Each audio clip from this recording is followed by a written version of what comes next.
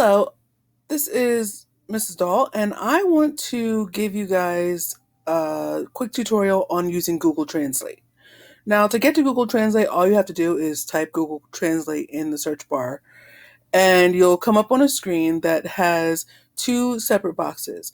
The first side is going to be probably in English, and when you first start, the second side will be in English as well. You're going to need to change the second side to whatever language that you're trying to translate into, and there are quite a few to choose from. Now, what I've done here is I've written two short messages to give you kind of an idea on what will happen the first time you translate something in Google.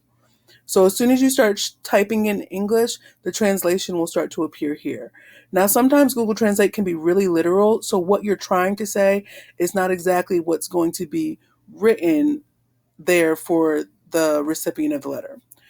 So I'm going to read this one out loud. Dear parent or guardian, I am writing to inform you that your student did an excellent job on their word study test this week. They received a perfect score.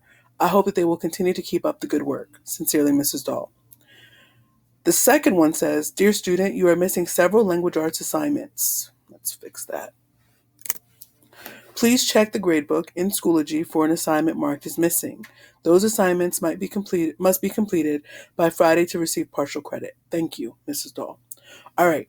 So most people tend to kind of just say, okay, this is done. I'm going to copy and paste this message and put that right into the email that I'm going to be sending this parent or posting it in my LMS or whatever you're planning on doing. Here's the problem. When you switch it back so that you're reading what it's translated into from what it has been translated into the first time around, here's what it says. Dear parent or guardian, I am writing to let you know that your student did an excellent job on his word study exam this week. They received a perfect score. I hope you keep up the good work. Okay, to be honest, Mrs. Dahl, that one's not too bad. This one says, Dear student, you are missing several language arts assignments. Please review the gradebook in Schoology for any task marked missing. These tasks must be completed before Friday to receive partial credit. Thank you, Mrs. Dahl. These two uh, these two translations aren't bad. So these would probably be okay for me to send to a parent. Okay, so let's take a look at this letter. Dear parent or guardian, please be sure to sign up for the technology fair. We will hold the fair in the cafeteria and all families are invited to attend. Sign-up sheets are available outside of the office. Sincerely, Mrs. Dahl.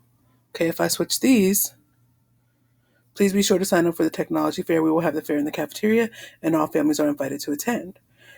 Registration forms are available outside the office. To be honest, there's that to be honest again. Okay, I'm going to change to be honest to yours truly. Or just hope to see you there. That works too.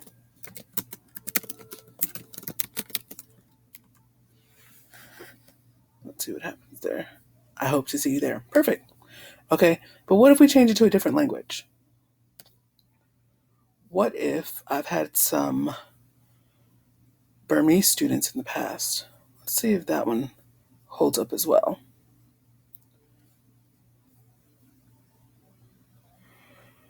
Dear parent or guardian, the technology fair, be sure to sign up. We'll have coffee in the fair and are invited to attend with all families. Okay, that's not what I said.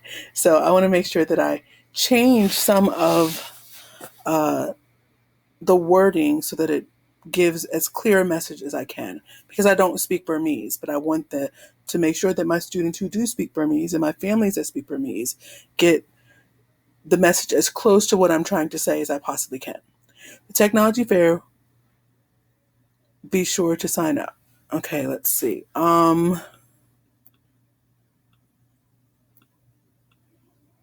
Let's say, please sign up to attend the technology fair.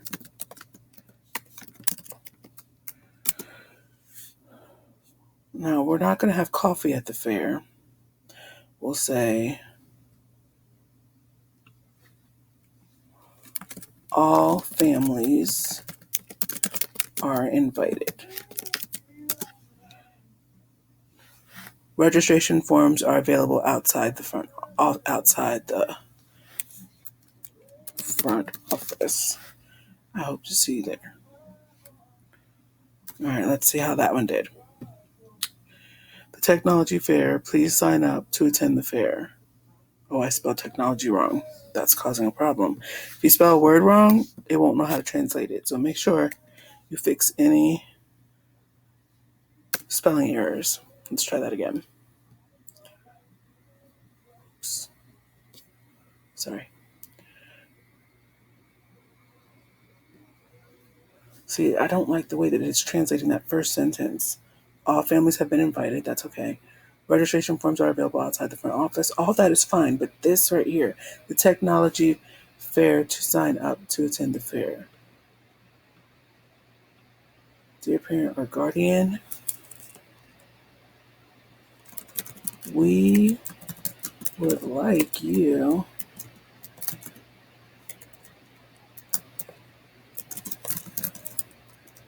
attend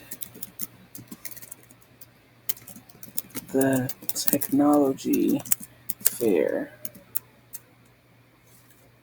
Oh, I forgot about the location.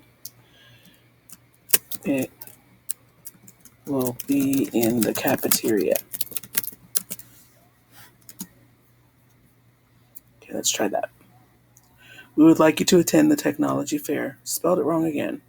Technology.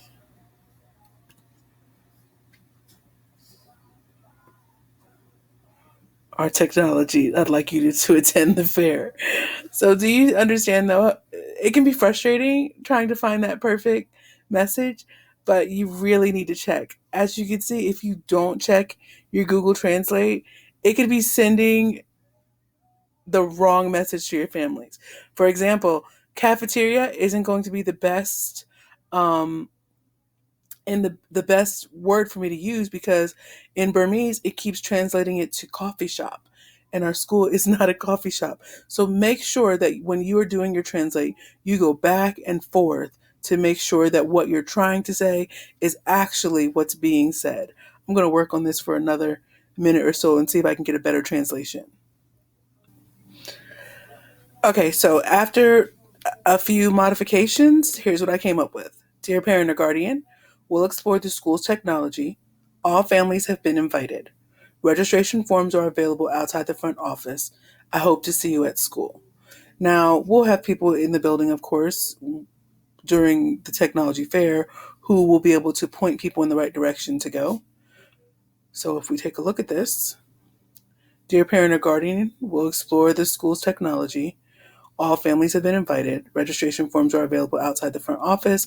I hope to see you at school. So this can be a tedious process sometimes, but you really want to make sure that you're putting forth your best effort to be as clear to all of your learners and their families when you're corresponding. You want to keep this means of communication open.